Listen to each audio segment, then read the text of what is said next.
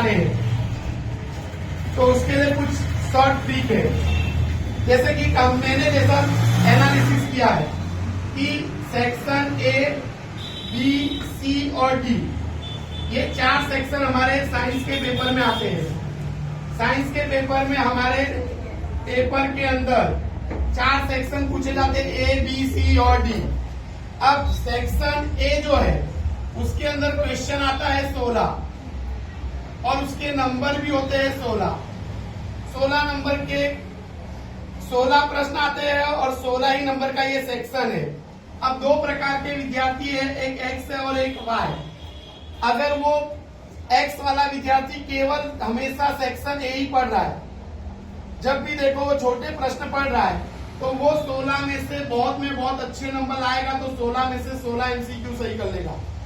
और अगर हमने 16 बराबर ये एक एक नंबर के 16 प्रश्नों को हमने बहुत नहीं पढ़ा है, फिर भी अगर हम अपने दिमाग और विवेक का उपयोग करेंगे, विवेक बुद्धि का, तो हम 12 एमसीक्यू सही कर पाएंगे।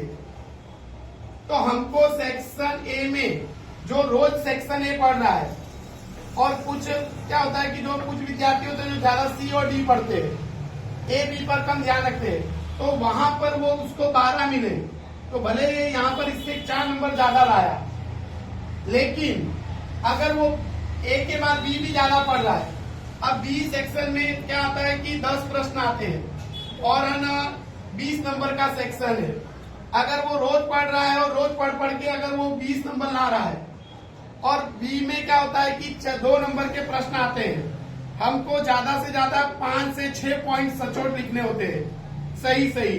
तो अगर हमको 10 प्रश्न में से हमको 7 प्रश्न अच्छे आ रहे, हम 7 प्रश्न अच्छे ढंग से लिख रहे, हमको 14 नंबर मिल गए, और 3 प्रश्न हमको नहीं आ रहे, तो हमने हमारे मन से उसको बना बना के लिखा, और अगर हमको 3 प्रश्न में एक एक नंबर भी मिले, तो 14 3 हमारे 17 हो गए, तो हमको 17 नंबर मिल गए।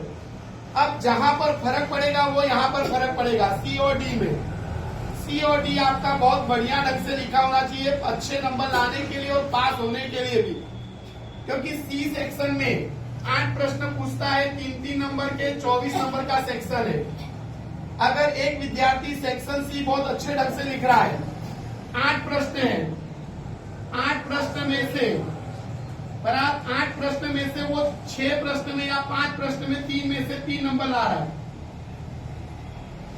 और 3 प्रश्न में वो 2-2 नंबर ला रहा है, 2-2 नंबर ला रहा है, तो भी उसका टोटल हो जाएगा 21। तो यहाँ पर उसको मिलेगा 21। और अगर कोई विद्यार्थी मीडियम लिख रहा है, हर प्रश्न में वो क्या कर रहा है कि कम कम लिख रहा है, तो वो कहीं पर 2 पाएगा, कहीं पर 2 या सब प्रश्न में वो 2 पाए, तो भी उसके होंगे कितने 16, और यहाँ पर कितने हो जाएंगे 21। उसी प्रकार से सेक्शन डी में 5 प्रश्न पूछे जाते हैं। अगर विद्यार्थी 5 प्रश्न अच्छे ढंग से लिख रहा है और 3 प्रश्न में वो 4-4 नंबर पा जाता है, और 2 प्रश्न में वो 3-3 नंबर पाता है, 3-3 नंबर, तो उसके हो जाएंगे 18।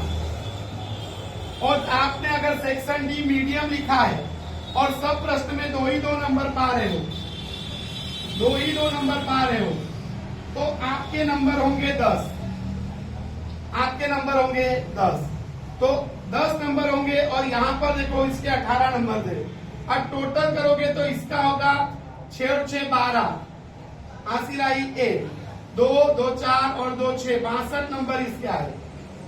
और आपके देख लो यहाँ पर 2 और 7 9, 9 और 1 10, 10 और 8 18, हासिल आई 1 2 3, 3 2 5 और 1 6, तो आपके आएंगे 68 नंबर, 68 नंबर। तो आप हमेशा बराबर उससे कितने नंबर आगे, वो 6 नंबर। लेकिन वो 6 नंबर आप जब सेक्शन सी और डी बहुत बढ़िया ढंग से लिखोगे, तो आप हमेशा बराबर ज्यादा नंबर लाओगे और अच्छे अंकों से आप प्राप्त होगे। पास होने के लिए भी सेक्शन सी और डी लिखना बहुत जरूरी है।